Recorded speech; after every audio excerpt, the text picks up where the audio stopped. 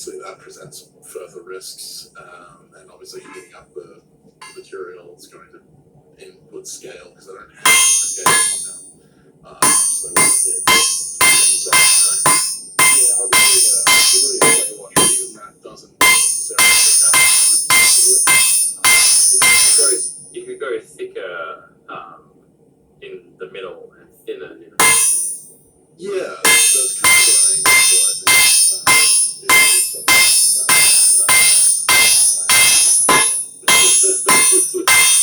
Worst case scenario, you know.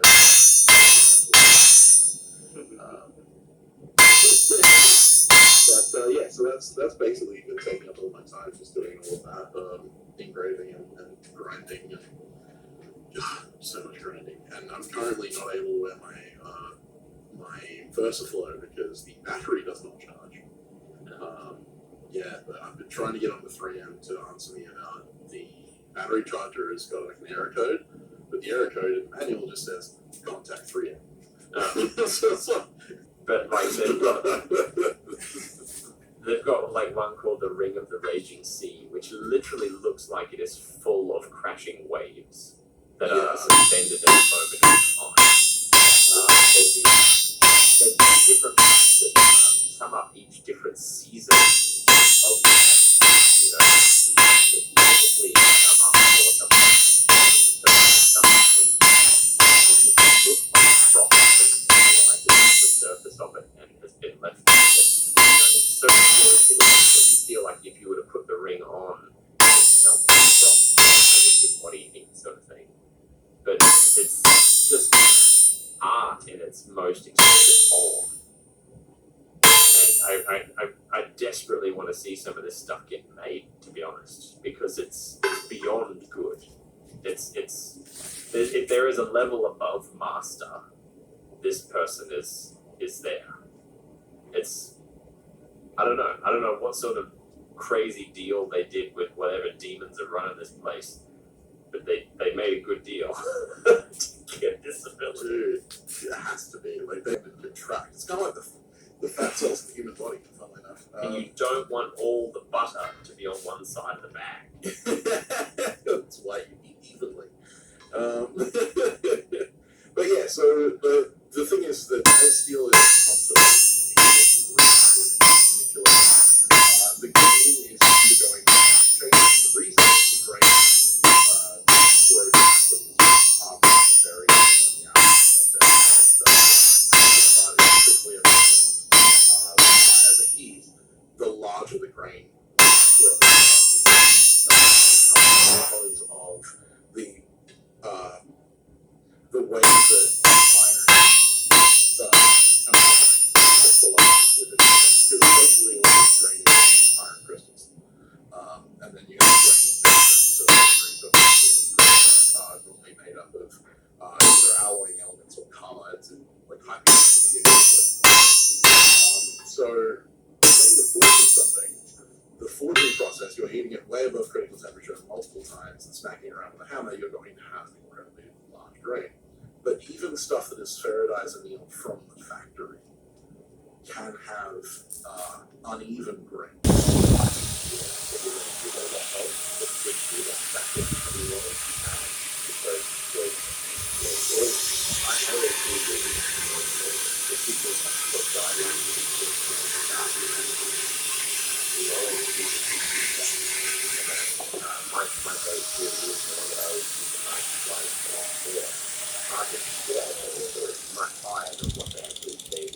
Just for that, let alone the fact that it's direct master tutelage, which is priceless.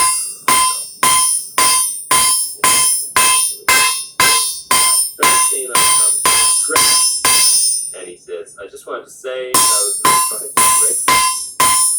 It's all good, Trevor, don't worry. He does apologize if the term is a racial slur.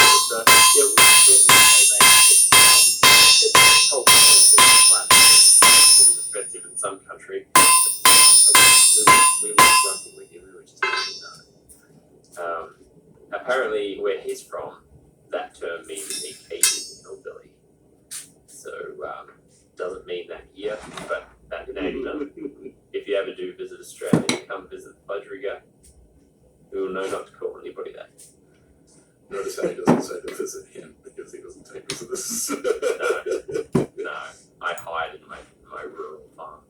He says, on to the question. I have been thinking about bigger equipment lately, and one of the pieces I was thinking about getting was a fly press. To me, they see. But yeah, so like at very minimum, having run a 4.5 ton and having run a 6 ton fly press. 6 ton would be my better minimum, realistically. A 5 ton would get things done, but it's just so much fun. And just go with My postbox storage has a 70 square door, so I usually will do Damascus stacks in 2 tall. And my 6 ton fly press is working for a number 6 fly press. That's impressive. yeah, I mean, like, like 1045 and stuff like that. It can be done with a 6, or but like I know that, for instance, A lot of it, about 2 drums, 44 gallons, back in the early 90s. I was thinking about how everything either breaks or isn't as good as newer stuff nowadays. Sorry if any enthusiasts out there. The person I got it off says it still gets hot and it's still good to use. My question is there a difference between cold or is it cold well cold? Yes, John. Yes, hello. Yeah, that's how it's stored, really. It's cold, very cold. it's really how it's stored. It's what kind of coal is it, right? Yeah. Because as Australians will know, especially West Australians, not all coal is metallurgical, right? Not all coal is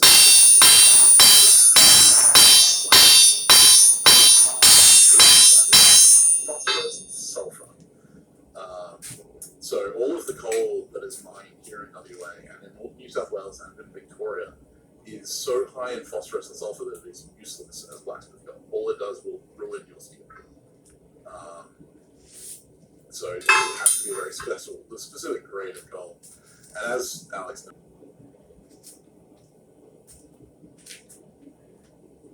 well, the piece I was working on broke, so I'm attempting a forge weld. This is my second attempt at a forge weld. Total. Good.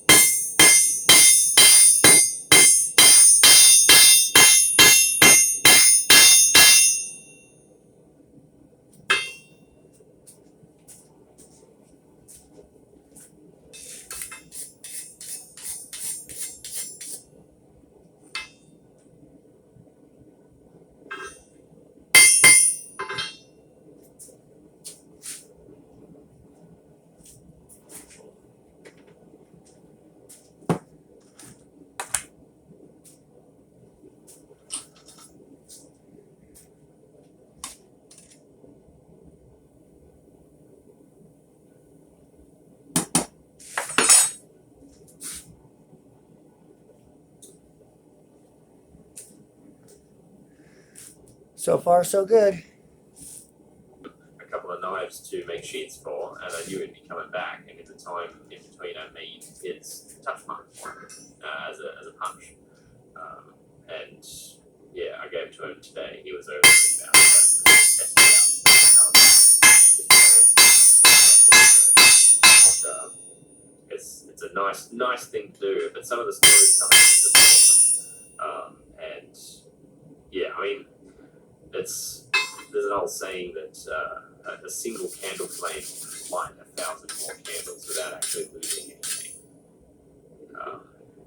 And this We is have kind a of what it's success. like for most of us. You can still A see couple the of railroad weld, but spikes or an old hammer that we don't it's use forge anymore. welded together. It is now one Anymore. piece of metal It's not. again. But Woohoo! somebody else, it lights that candle. It lights the flame and keeps that fire lit. absolutely. But keep those home bead blasting cabinet or not, I don't know, but I'm willing to give it a try. Most things that I do, I'm just trying, thinking they probably won't work, but I'll please figure something out. I'm trying to think of the word for it. Sumonagashi. Yeah, there you go. So, like, it's what's that saying? The master has failed more times than the beginner has attempted. That's correct, yeah. And like on the, I'll give you a bit of insight. Remember, I was talking about the horror slip joint that I made, the buoy, the horror buoy that I made, the first one in my horror series. On the handle were skulls that were inlaid into the handle, like peering out of the wood. I was refining my ability to do detailed casts, and I've since worked it out. But at the time, I was really struggling to get any sort of decent detail out of them. And in the end, I tried casting a very, very basic blocky skull that had far less detail. Casting that and then carving the details in by hand on the rough shape. But I actually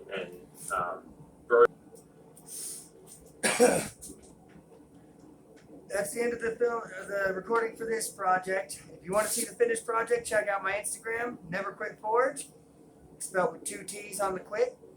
Other than that, till next time, may the forge be with you. And don't forget to like and subscribe. And if you have any comments, go ahead and ask.